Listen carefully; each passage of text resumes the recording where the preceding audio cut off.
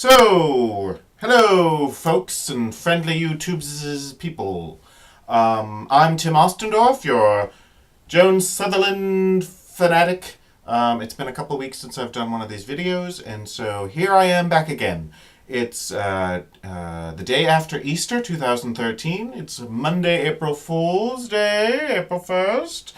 But I promise there are no fools to be had here. It's all about the wonderful joys of Joan Sutherland and a few other sopranos. Because today I'm going to do a trio of comparisons of a lovely French aria by Charpentier called Depuis le jour. The opera is Louise, and the character singing the aria is Louise. And in honor of yesterday, Easter, I'm wearing a very festive, lavender-colored, Easter-like colored shirt, and of course, having a Bloody Mary.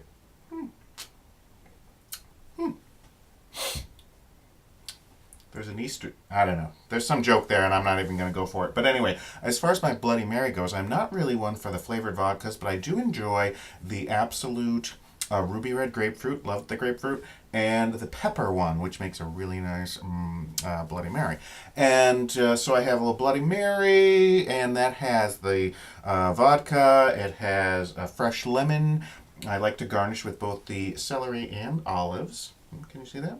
And there's fresh cracked pepper, fresh cracked pepper, horseradish, Tabasco sauce, Worcestershire sauce, celery salt, and a little squeeze of that cilantro you get in the tube. It's kind of fun, right? Excuse me. Hope I'm not getting a cold. I've got the sniffles. So today, Joan Sutherland, and then we're going to hear a couple other sopranos sing the same aria, Depuis le jour. The opera itself is not that well known by Charpentier, Gustave Charpentier, and maybe because it has the world's largest cast. Okay, I did a quick little Wikipedia search, right? These are the cast members by name that are listed in Wikipedia.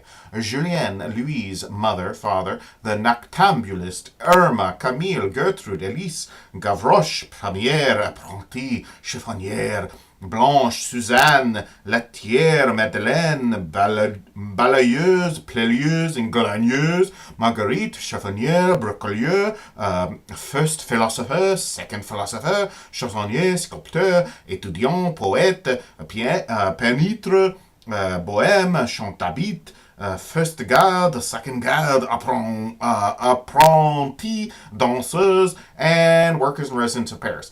No wonder they don't do this. Like, I need to cast 43,000 people in this opera, and open call. Come on. Yeah, that'll be fun. Sorry, sniffles again.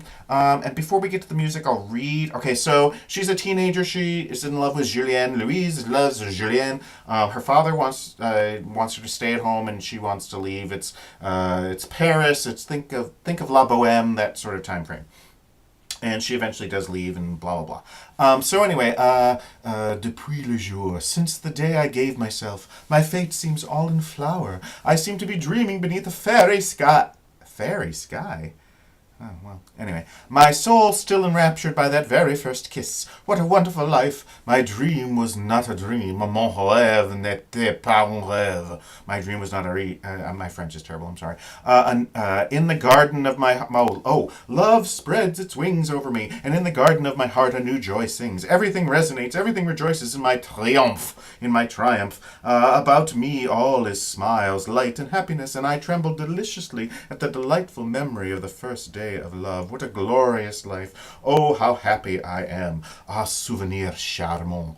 A charming souvenir of that first tremble and delicious day of first falling in love. And so here is a little Joan Sutherland singing. This is a little out of her fach, out of her thing, because she mostly did more of the coloratura roles, more of the dramatic coloratura roles like Lucia, Norma, those sort of things.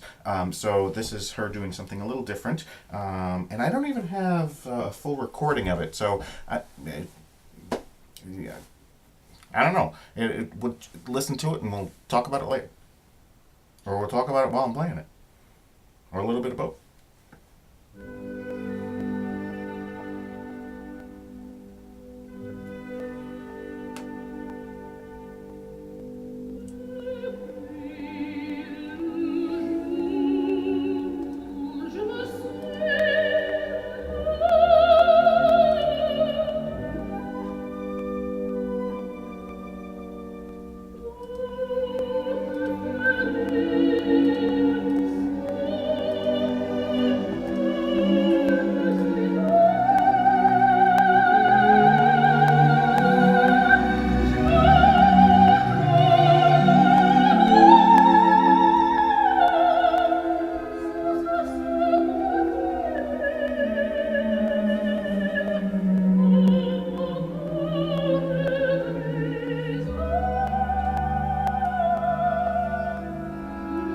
So, as we've talked about before, Joan Sutherland wasn't known for her great diction, and I mean, it's not horrible. I don't speak French, but I can kind of get some words here and there. But what I love about this recording is that she just luxuriates. Is that the right word? Luxuriates?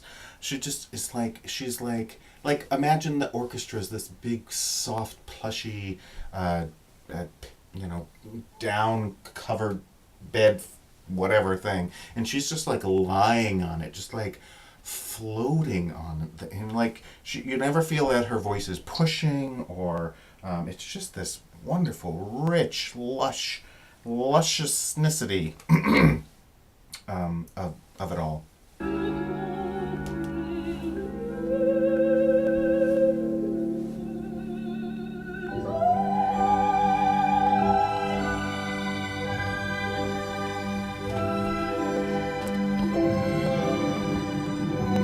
What do you think, Monty? Huh? You like it?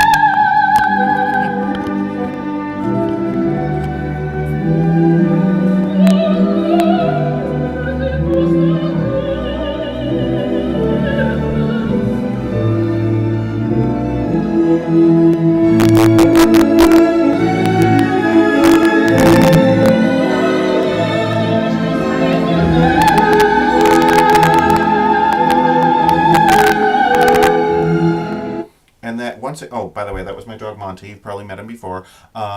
He wasn't too excited about this whole French repertoire or whatever. But anyway, so you hear that voice just like riding the wave of the orchestra. When we hear some of the other, the Beverly Stills recording in particular, the orchestral part, just it's interesting to hear the difference in recordings because the orchestral part in the other version is much more transparent, and this is just lush and rich and wonderful-ish stuff.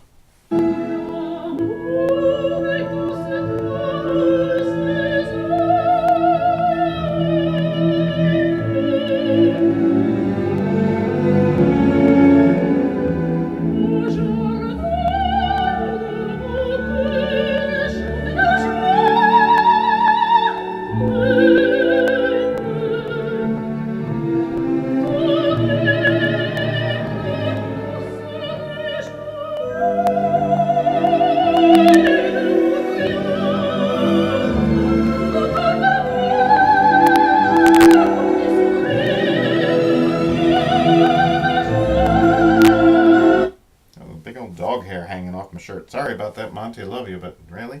Oh, back to the music.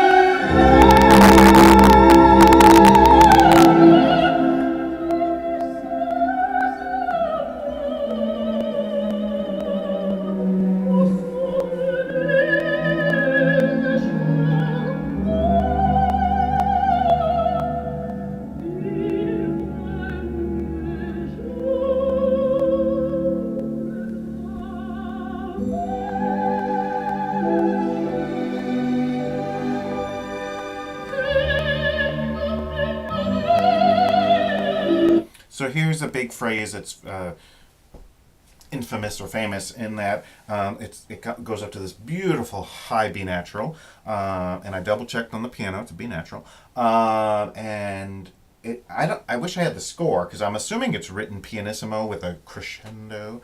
And Joan Sutherland, who is never really known for floating those notes, starts it out beautifully and then immediately does an amazing crescendo. And we'll hear the difference in the other two sopranos and how they do with them. Beverly Stills will be next, and Phyllis Curtin and the lovely American soprano will be after that. Stay tuned, but first we finish Joan Sutherland.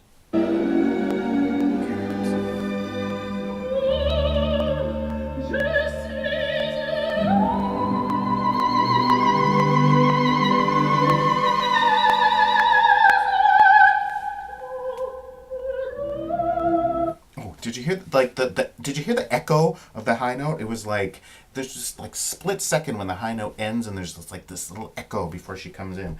It's let's see if I can get that again.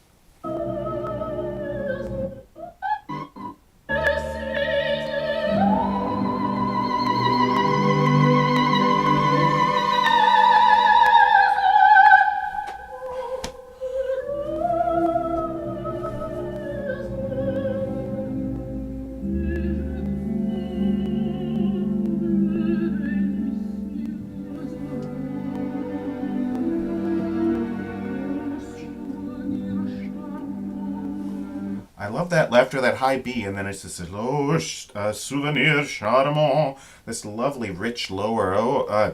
Love that. And those are those words. A lovely, a charming souvenir charmant.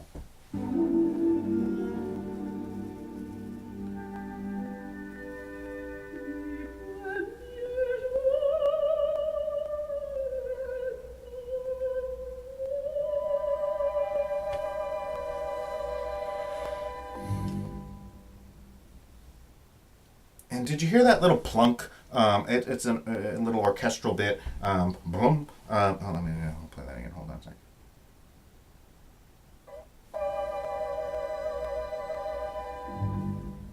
Boom, boom. Just that little boom. It's I don't know if it's a. I've got to look it up. There's got to be a word for it, right? It's a very. It seems very French. I can only think of different operas that it happens, and they're all French. A Verter, Massenet's Verter. At the end of one of Charlotte's arias, it's just blunk. Like everything ends and then just bloop. Manon, another Massenet opera, one of my absolute favorites. And at the end of Adieu notre petite table, when second act, right? Whatever. And at the end, I think it's just a solo cello, just like blunk, blunk, blunk, whatever it is. Love that. So next we're gonna hear Beverly Sills. So that was Joan Sutherland singing Depuis jour by Charpentier, opera Louise, and that the character Louise who's in love with Julien, and we'll hear Beverly Sills the next time around. So stay tuned for my next video. And thank you for joining me, those of you who are new, and those of you who are returning guests to my Joan Sutherland salon.